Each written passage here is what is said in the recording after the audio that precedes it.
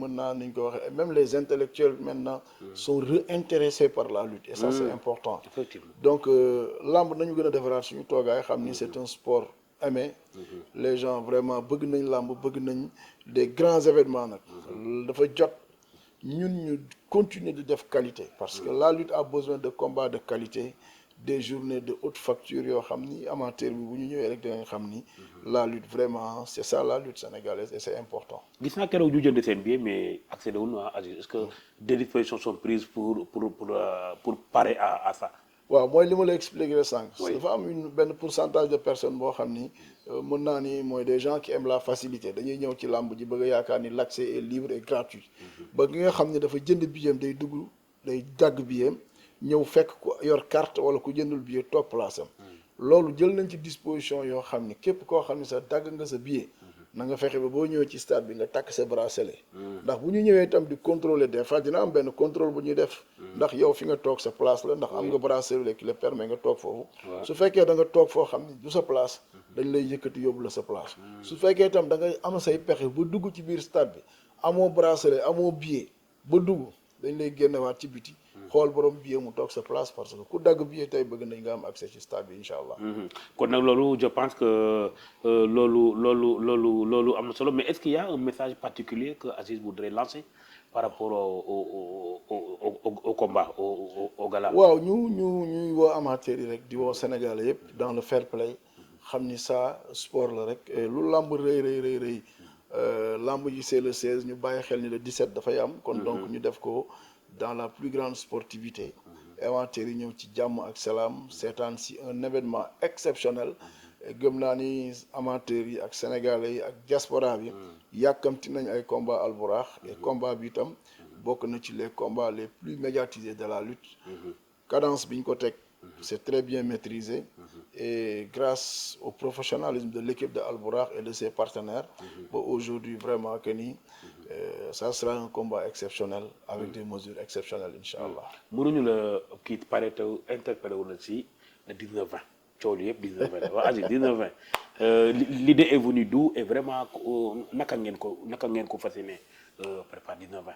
waaw tu sais que tey comme li gars yi di wax gouverner ou organiser c'est de prévoir. lamb lu nekk am na fi donc faut faire des choses nouvelles ay affaires yu bees.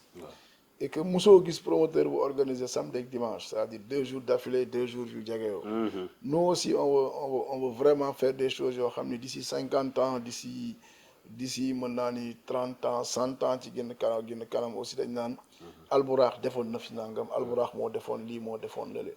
vraiment on veut organiser Albourakh est en train de faire un bon travail parce que tey au-delà de lamb ji wala leneen il y a beaucoup de projets pour le monde de la lutte en général. Et aujourd'hui on est en train de les réussir ñu ngi jël lamb di indiwaat des personnalités qui avaient quitté la lutte fexe nañ ñu ñëwaat.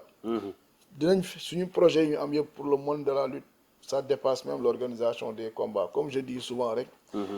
Si on fait l'économie de la lutte ça dépasse même les 6 000 ou 8 000 licenciés yi bëree. La lutte mën naa ni c'est un grenier d'emploi boo xam ne y a beaucoup de débauchés. On parle que des lutteurs mais les gens qui sont derrière qui travaillent derrière la lutte sont 4 fois ou 5 fois plus nombreux que les lutteurs licenciés donc lamb dafa nekk benn sport boo xam ne je peux te dire c'est un grenier d'emploi qui regorge beaucoup de qualités.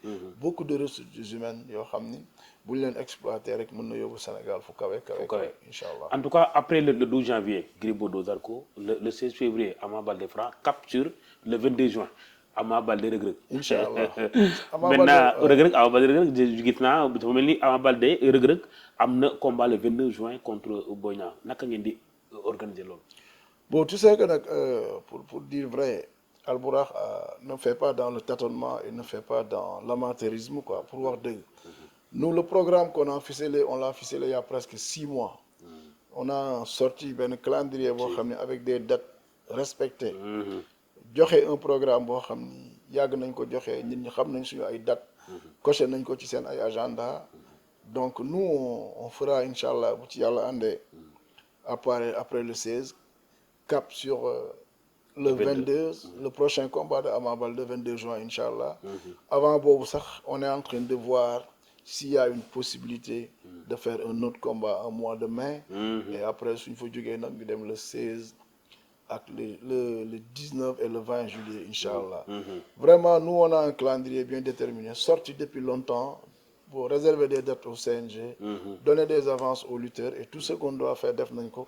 Le reste on laisse le temps juger et les textes du CNG vont départager tout le monde inchallah. Donc Reug Reug devrait normalement lutter pour le compte d'Albourakh avant keneen, c'est ça? Non, les textes sont bien clairs. Tu sais que si un lutteur est blessé, mbër mi dafay indi après certificat de guérison. Su indee certificat de guérison, le promoteur a 3 mois pour l'organiser. Su fekkee ni le promoteur n'est pas dans les dispositions d'organiser le lutteur dans 3 mois, l'adversaire du lutteur blessé a le droit d'aller chercher un autre combat. Il devient libre. Que tout le monde respecte les textes, sukkandiku ci texte. Je pense que Albourakh li doo yor li nga yor ba pare di xëccoo. Albourakh a tout ce qu'il a comme événement, il n'a pas le temps de xëccoo ay combat wala ay date. Nekkuñu ci loolu et je pense que ni lu waay def boppam te àdduna moom je pense que ni àdduna jeexul. Nous on a un programme et on va respecter notre programme et notre calendrier. Leneen nag ça ne nous intéresse pas et la lutte est grandement ouverte pour tout le monde, que chacun def liggéeyam ni mu ko yaakaare ni noonu la mën a defee liggéeyam, mais nous moom fi ñu nekk ak ci lu ñu nekk moom taluñu yàqal kenn, taluñu bloqué kenn, taluñu aussi di def ay jeux. On a un calendrier et des dates bien définies quoi. La dernière question, c'est par rapport au gala du passé, les 10 millions que Petit a proposé en sans frappe. Est-ce que gis nañ ne mu nekk événement bu ñëpp rafetlu nekk tam événement, est-ce que li Albourakh di def en lutte avec frappe, est-ce que Albourakh est prêt à faire la même chose en lutte sans frappe? Ouais, mais tu sais qu'on peut pas se concurrencer en interne. Par exemple, Petit fait partie de la famille, Petit promoteur suñu xarit la suñu nit la. Et il est en train de faire un bon travail dans ce sens.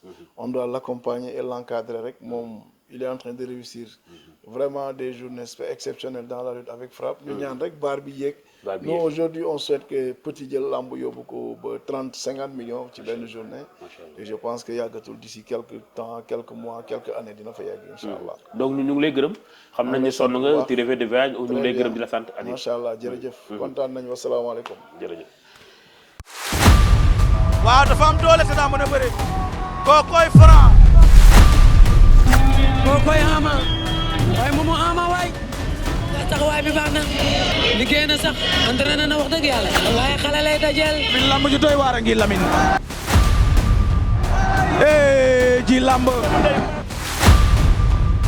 lamb ji metti war na dina am ak du am Teel le 16 gars yi ba pare leen. képp ku bëgg a seetaan combat bi. live pay-per-view lay daw. Senaffiche.com. ñi nekk Sénégal 8000 francs la ñu ko mën a jëndee ak les paiements locaux waa diaspora bi 15,99 € donc.